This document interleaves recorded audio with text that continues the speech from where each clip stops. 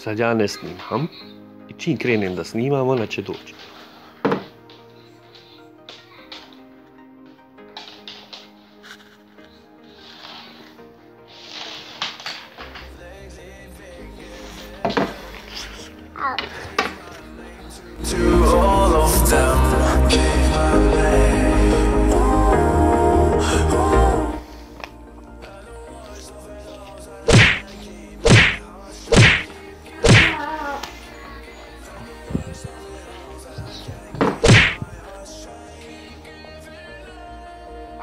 Ova čaša je napunjena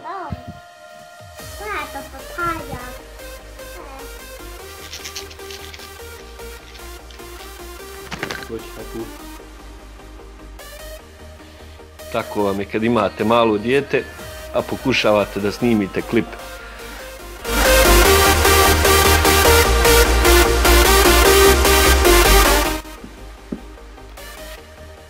Ovo je dopola puna čaša. Ovo je napola prazna čaša i vidi fleka po njoj. Ova čaša je napunjena s 50% kisika i 50% H2O.